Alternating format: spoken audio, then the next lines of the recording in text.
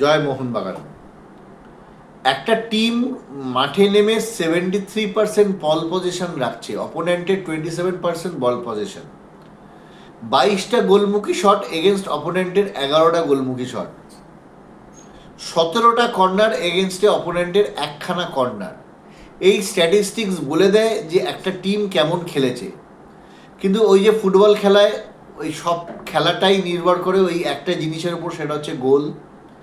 যে গোল দেবে সে জিতবে। এখানে মুম্বাই এফসি সেটাই প্রমাণ করে দিল। ফার্স্ট হাফের সেই গোলটা, জনি কাউকের পাস থেকে যে গোলটা হলো, সেই গোলটাতে মুম্বাই এফসি যতই 27% বল পজিশন রাখুক কিংবা মোহনবাগানের চেয়ে হাফ গোলমুখী শট রাখুক, ওই একটা গোলই কিন্তু পয়েন্ট টেবিলে মুম্বাই এফসিকে শীর্ষে নিয়ে চলে গেল 14 পয়েন্টে, এবং মোহনবাগানের 13 পয়েন্টে। মোহনবাগান জামশেদপুরের সাথে পয়েন্ট শেয়ার করে এই মুহূর্তে দ্বিতীয় স্থানে রয়ে গেল। আজকের টোটাল ম্যাচ আপনি যদি অ্যানালিসিস করেন, আজকে ডিফেন্স মিজারেবলি ফেল। কেন ডিফেন্স মিজারেবলি ফেল আমি বলবো, আজকে যদি বিশাল কাইত না থাকতো, ফার্স্ট হাফে মুম্বাই এফসি যা ওপেনিং পেয়েছে তাতে আজকে 3-4 গোলের লজ্জা হয়তো আমাদেরকে কুড়ে কুড়ে খেত। অশেষ কৃপা যে বিশাল কাইত আজকে অনবদ্য গোলকিপিং করেছে ফার্স্ট হাফে, যার জন্যে আজকে আমাদের মোহনবাগানের মান সম্মানটা কম্পারেটিভলি বেঁচে গেল ওই একটা গোল খেয়ে। বিশাল কাইত যদি ওই 1:1 সেভগুলো না করতো, একটা শান্তের শট কিংবা আরও একটা প্লেয়ারের যে 1:1 সেগুলো সেভ না করলে আজকে কিন্তু আমরা লজ্জায় আর মুখ দেখাতে পারতাম না। Defence miserably fail. ফার্স্ট হাফে দেখবেন ডিফেন্সের বাঁ দিক থেকে আক্রমণ, যেই জায়গাটা বাঁ দিকে একটা যেখানে অভিষেক ছিল, অভিষেকের জায়গাটা দিয়ে প্রচুর আক্রমণ হয়েছে, ওখানে ফেল হয়েছে। সেকেন্ড হচ্ছে অ্যালবার্টো রড্রিগেজ আজকে টোটালি আউট অফ ফর্ম ছিল। অনেক কবার এরকম হয়েছে যে ওরা, আমি জানি না আজকে মোহনবাগান মানে কী চাইছিল। আজকে কি মোহনবাগান অফসাইড ট্র্যাপ করতে চাইছিল? অফসাইড ট্র্যাপ যদি করতে থাকে, অ্যালবার্টো রড্রিগেজ 2বার ফেল করেছে অফসাইড ট্র্যাপের জন্যে, সেখান থেকে গোল হতে পারতো। বিশাল কাইতের তৎপরতায় সেই গোল হয়নি। আর একবার হচ্ছে মেহতাব সিংয়ের মানে হেড দিয়ে কোনো রকমে মেহতাব সিং নিজে ইনজিওর্ড হয়ে বলটাকে বাঁচিয়েছে। আর যদি অফসাইড ট্র্যাপ না করে থাকে, তাহলে আজকে এমন কিছু থ্রু পাস এসছে মুম্বাই এফসির, যেখান থেকে আমাদের ডিফেন্সটাকে পুরো একদম মানে ডিফেন্সটাকে ছাড়খাড় করে দিয়ে চলে গেছে। এবং আমাদের ডিফেন্সের আজকে যে নগ্নতাটা, সেই নগ্নতাটা আজকে ডিফেন্সের বেরিয়ে গেছে। অ্যালবার্টো রড্রিগেজ যখন আজকে খুব অফ ফর্মে ছিল, তখন কেন যে টম অ্যালট্রেডকে আজকে নামালো না আমি জানি না। এটা গেল ডিফেন্স। অভিষেক এর ওখান দিয়ে আজকে প্রচুর বল গলেছে, অভিষেককে স্পিডে বিট করেছে। সব মিলিয়ে ডিফেন্স আজকে মিজারেবলি ফেল। মোহনবাগান সেকেন্ড হাফে অনেক ভালো অ্যাটাকিং ফুটবল খেলেছে, যার জন্য হয়তো ওদের ডিফেন্সের উপর চাপ পড়েছিল বলে সেকেন্ড হাফে সেইভাবে ওরা অ্যাটাক করতে পারেনি। বাট আমাদের কিন্তু ডিফেন্স আজকে ভীষণভাবে ফেল করেছে। অ্যালবার্টোকে তুলে নিয়ে হয়তো টম অ্যালট্রেডকে নামালে ভালো হতো। জেসান কামিংসকে লক্ষ্য করা যাচ্ছে যে সার্জিও লোবেরা ডান দিক থেকে ব্যবহার করছে। জেসান কামিংস হচ্ছে বাঁ পায়ের প্লেয়ার। জেসান কামিংসের ডান পা দিয়ে যদি একটা শট মারতে বলা হয়, ও যে বল মারবে সেই বলটা 100 মিটার পেরোবে না। যে 100 মিটার বল পার করতে পারে না ডান পা দিয়ে, সেই প্লেয়ারটাকে পরের পর ম্যাচ কেন ডান পায়ে খেলাচ্ছে? জেসান কামিংসের বল কন্ট্রোল একদম জঘন্য হয়ে দাঁড়াচ্ছে যত দিন যাচ্ছে। ডান পায়ে তো সে খেলতেই পারছে না।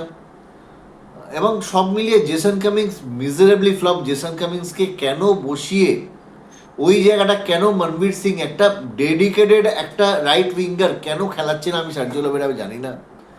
এখানে সার্জিও লোবেরার কী চিন্তাভাবনা আছে, অনেক বড় মাপের কোচ, কী চিন্তাভাবনা আছে আমি জানি না। ডান দিকটা কেন আজকে মনবীর সিংকে উইং প্লে করাচ্ছে না, কেন জেসান কামিংসের ওপর ভরসা করে? এই নিয়ে পরপর দুটো ম্যাচ আমি দেখলাম। মুম্বাইয়ের ম্যাচ আমার মানে আগের ম্যাচটা, ব্যাঙ্গালুরু ম্যাচটা আমার সেইভাবে দেখার সৌভাগ্য হয়নি, আমি ছিলাম না, আমি ট্রাভেল করছিলাম। কিন্তু তার আগের ম্যাচেও একই জিনিস দেখলাম, সেই কামিংসকে ডান দিকে ব্যবহার করা। কেন ডান দিকে কেন কামিংসকে ব্যবহার করছে, যেখানে কামিংস একটা লেফট ফুটার? স্বাভাবিকভাবে যেটা হচ্ছে, ডান দিকে ব্যবহার করার জন্য কামিংস মাঝে মাঝেই দেখবেন ডান দিক থেকে পট করে বাঁ দিকে চলে যাচ্ছে, কারণ তো বাঁ পাটা স্ট্রং হওয়ার জন্যে ও কিন্তু বাঁ দিক দিয়ে ফুটবলটা অনেক বেটার খেলে। সার্জিও লোবেরার এই জায়গাটা দেখা উচিত। Number 3, Dmitry পেট্রানস। সারা মাঠ বল নিয়ে গোল গোল গোল গোল গোল গোল করে ঘুরে যাচ্ছে, বাদিক থেকে ডান দিক, ডান দিক থেকে বাদিক, বাদিক থেকে ডান দিক, ডান দিক থেকে বাদিক, সারা মাঠ বল নিয়ে গো গো গো গো করে ঘুরে যাচ্ছে। প্রত্যেকটা ম্যাচে আলোচনা হচ্ছে যে আমাদের কিন্তু সেট পিসের অবস্থা খুব খারাপ, আমরা কিন্তু সেট পিস থেকে কিছু করতে পারছি না। তা সত্ত্বেও ডিমিট্রি পেট্রানস পরের পর ভুলভাল সেট পিস নিল, ভুলভাল কর্নারগুলো নিল। মানে যে 17টা কর্নার পেয়েছে সেই 17টার মধ্যে বোধহয় 15টা কর্নার ডিমি তুলেছে, দুটো বোধহয় রবসান তুলেছে। আর দুটো বোধহয় রবসান না, একটা রবসান আর একটা বোধহয় নিজেদের মধ্যে পাস আদান প্রদান করেছে ম্যাকলারেনের সাথে। কিন্তু 14টা সেন্টার ডিমি তুলেছে, সেই 14টা সেন্টারের মধ্যে হার্ডলি একখানা বল বোধহয় ইনসুইং করে ডাইরেক্টলি গোলে ঢুকছিল, যেটা ওদের ওই গোলকিপার কোনো রকম ফিস করে বাঁচিয়েছে, বাকি কোনো বলটাই কিন্তু পাতে দেওয়ার মতো নয়। তাহলে ডিমি যখন মানে কর্নারগুলো তুলতে পারছে না, তাহলে ডিমিকে দিয়ে কেন এই জায়গাটা কন্টিনিউ করানো হচ্ছে? মোহনবাগানে কি আর কোনো প্লেয়ার নেই যারা কর্নার তুলতে পারে? এটা গেল নাম্বার 3 পয়েন্ট।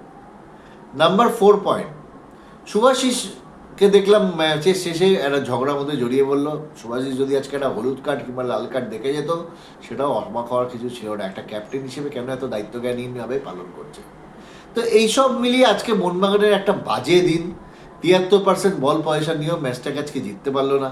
সেকেন্ড হাফে রবসানকে নামালো, কিন্তু রবসান খেললো, কিন্তু রবসান তো 3-4টে ম্যাচ পরে খেললো, রবসানের সেই ঝাঁজটা ছিল না। রবসান খেলার পর মোহনবাগান সেকেন্ড হাফটা পুরোটাই দাপিয়ে খেলো। ওই যে কিন্তু ওই ওদের 10জন মিলে ডিফেন্স করলে মোহনবাগান গোলের ওপেনিংটাই করতে পারলো না, গোল মুখটাই খুলতে পারলো না। সাহালকে কি আরেকটু আগে নামানো উচিত ছিল না? সাহালকে আরেকটু আগে বোধহয় নামালে ভালো হতো। এবং সেই ক্ষেত্রে সাহাল যদি আগে থেকে নামতো, মনবীরকে যদি ঠিকঠাকভাবে ইউজ করা হতো, হয়তো আরেকটু বেটার রেজাল্ট আমরা এক্সপেক্ট করতে পারতাম, ম্যাচটা হয়তো 1-1 ড্র হতে পারতো। কিন্তু হ্যাটস অফ টু বিশাল কাইত, যে বিশাল কাইতের জন্যে আজকে ম্যাচটা কিন্তু মোহনবাগান লজ্জা থেকে বেঁচে গেল, 1-0তেই হেরেছে, তার বেশি হারেনি। এই হচ্ছে overall match analysis. Second half Mohun Bagan দুর্দান্ত খেলেছে, কিন্তু দুর্দান্ত খেলে কী হবে যদি গোলটাই না পাই? সেই গোলটা পেলেও না, সেই আলটিমেটলি মুম্বাই 3টে পয়েন্ট অ্যাওয়ে ম্যাচে এসে গিফট নিয়ে চলে গেল।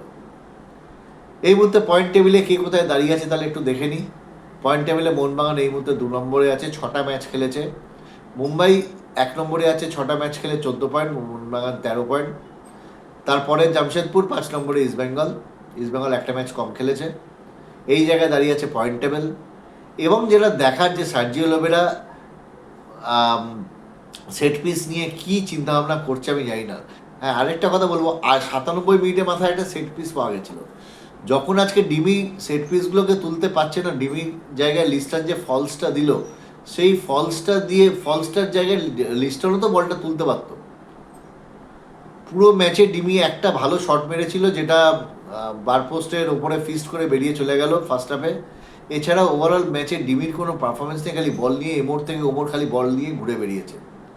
ম্যাকলারেন কিন্তু সেইভাবে বল সাপ্লাইও পায়নি। আর কামিংসের কথা যত কম বলা যায় ততই মঙ্গল। কামিংস যে পারফরমেন্স আছে, একটা বল রিসিভ অবধি করতে পারছে না। এরা যদি আমাদের ক্লাবগুলোকে এখনও রেখে দিয়েছে 7-8 কোটি দিয়ে, এই ইস্টবেঙ্গলে যদি থাকতো তাহলে দেখতেন এতদিনে যেইভাবে ওরা সব প্লেয়ারদের পকড়পাড় করেছে, কামিংসকে একদিনে পকড়পাড় করে দিত। কামিংস বোধহয় মোহনবাগান বলেই এতদিন ধরে এখন এই সিজনটা এইভাবে খেলে যাচ্ছে, কামিংসের যা ওভারঅল যা পারফরমেন্স। এইটুকুই বলার, খুব ডিপ্রেসড আজকে। ভিডিওটা বানাতে এখন বাজে হচ্ছে অলমোস্ট 11:30। ভিডিওটা বানাতে অনেক দেরি হয়ে গেল, মনটা ভালো ছিল না। যাই হোক, ভিডিও তো বানাই, অ্যানালিসিস তো করি, সেই জন্য ম্যাচে অ্যানালিসিসটা করলাম। দেখা যাক, let's hope for the best. এখন 6টা ম্যাচ হয়েছে, আর টোটাল 13টা ম্যাচ হবে। তো 13টা ম্যাচ যেতে হবে, এখনও 7টা ম্যাচ বাকি আছে। গোল পার্সেন্টেজে আমরা অনেকটা এগিয়ে আছি, কিন্তু গোল পার্সেন্টেজ দিয়ে কিছু না, পয়েন্টে আমরা মুম্বাই থেকে 1টা পয়েন্ট পিছিয়ে গেলাম। ইম্পর্ট্যান্ট ম্যাচ, 2টো টাফ ম্যাচ বেরিয়ে চলে গেল। এখন টাফ ম্যাচ বলতে গোয়ার ম্যাচটা আছে আর জামশেদপুরের ম্যাচটা আছে, এই 2টো টাফ ম্যাচ আছে। বাকি ম্যাচগুলো আশা করছি রিচেবল। আর ডার্বি আছে, ডার্বি তো কিছু বলা যায় না কি হবে কি না হবে। তো এই 3টে ম্যাচে একটা কোশ্চেন মার্ক থাকছে। বাকি যে ম্যাচগুলো আছে সেগুলো আশা করছি মোহনবাগান আস্তে আস্তে জিতবে, কিন্তু এই 3টে ম্যাচকে নিয়ে সার্জিও লোবেরাকে আরও বেশি চিন্তাভাবনা করতে হবে। এইটুকুই বলার আজকের ম্যাচের অ্যানালিসিস সম্বন্ধে। মুম্বাইকে 27% বল পজিশন নিয়ে মুম্বাই ম্যাচটা জিতলো, এটাই আমার সবচেয়ে খারাপ লাগছে। মুম্বাই যদি আজকে 50% কি 55% বল পজিশন নিয়ে ম্যাচটা জিততো, খারাপ লাগতো, কিন্তু এতটা খারাপ লাগতো না। একটা টিম 73% বল পজিশন নিয়ে ম্যাচটা হেরে গেল 1-0 গোলে, আর 17টা কর্নারের, আরও অপোনেন্টের একটা কর্নারের এগেনস্টে, আর গোলমুখী 22টা শটের এগেনস্টে 11টা শট। এই স্ট্যাটিস্টিক্স নিয়ে একটা টিম হেরে গেল, এটাই সবচেয়ে খারাপ। আর যে টিমটা যদি আমাদের প্রিয় টিম হয় মোহনবাগান। এটুকুই বলার, ভালো লাগলে লাইক শেয়ার সাবস্ক্রাইব করে দেবেন। জয় মোহনবাগান।